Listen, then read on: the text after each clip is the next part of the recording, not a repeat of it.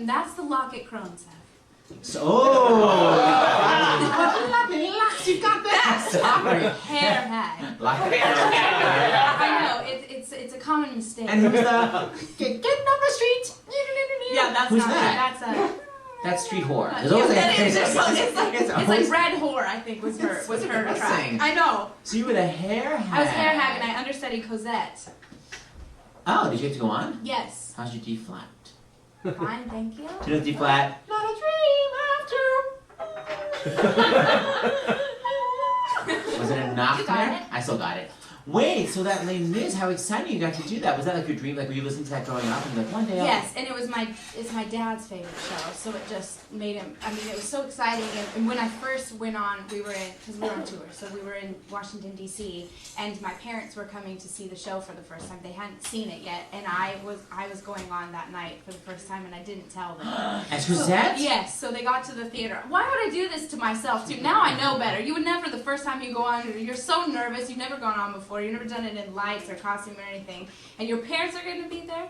How terrifying. But it was fine. I don't remember it, but. But Cosette's tracks, I mean, the first time you saw you on stage, you were actually doing that Lovely light. track, which is a crazy Well, whore. actually, yeah. First, you come on it as an at the end of the day person. Oh, because at first I said, oh, and then she becomes a whore. Because in my normal track, I had 3 singing lines. The first was, and in a bed. Yeah. I had like all the shortest lines. The hair hag track, they call it the snack track because you do the least. You don't die on the barricade. You're not at the end of the day person. You're not a whore.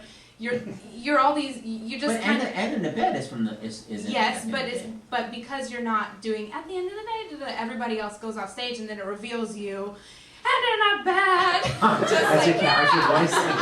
What's the second solo? The second one. No. That was my third solo. Oh, sorry. And that was in the second act. Oh, so 3 you're in hours a bed, later. hair Then I hag. had my hair hag part, which was good. That was a couple lines.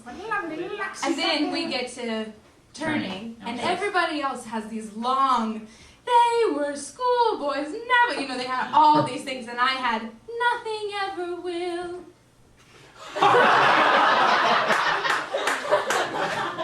Wait, I have to compare it to my, hold on. Just FYI, I don't know if I told you this, but when I did Les Mis on Broadway, I was like, I got Les Mis, I listened to it my whole life, yay! Okay, it turns out I was not keyboard 1, you guys were kids, and keyboard 1 was literally, I was keyboard 2, so 3.5 hours of.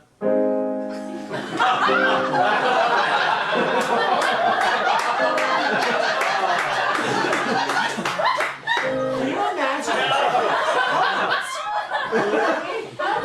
The hours of whole notes is devastating. So back at you. Okay. Oh my god. I never will.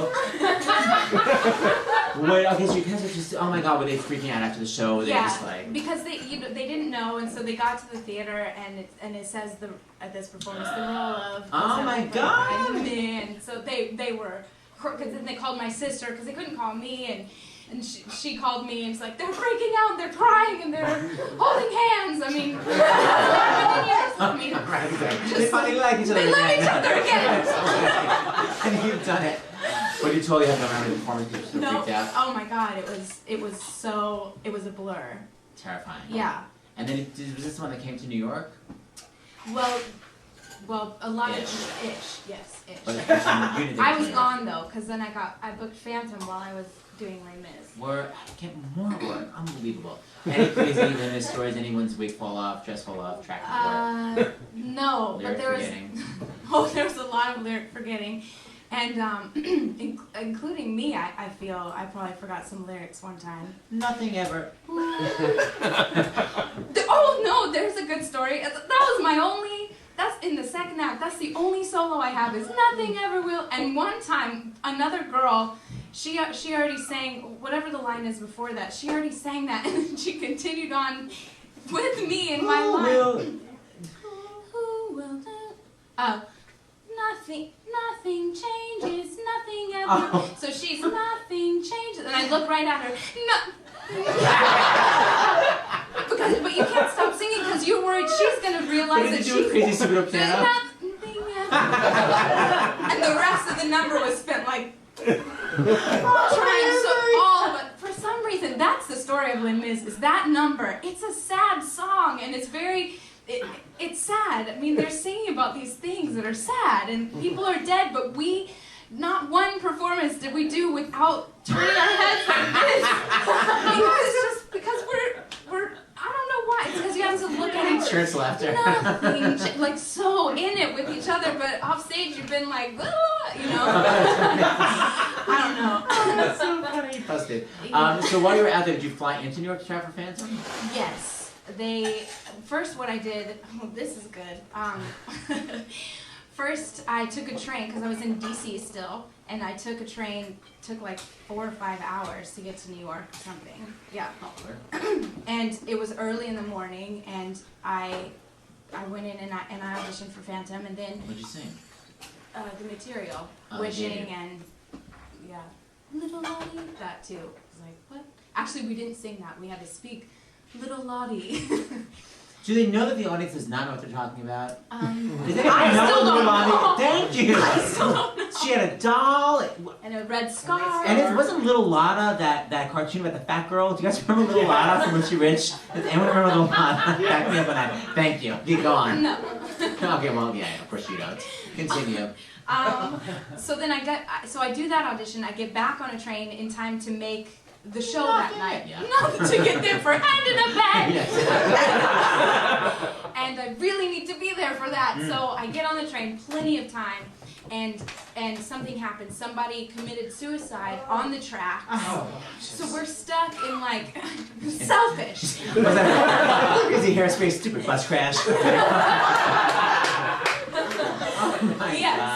God. So I'm like, oh God, and I've never called out before of the show, never. You know, this is my first production contract. I'm like, this is still, Hand in a Bed is a big deal. You know? I know. And I'm like, oh God, and I call my friend who's in the company first, the other Cosette cover, and I'm like, what do I do? I don't know what to do, because I'm gonna get in trouble, and because I'm not gonna make it. And she's like, you know, the first time you call is the hardest.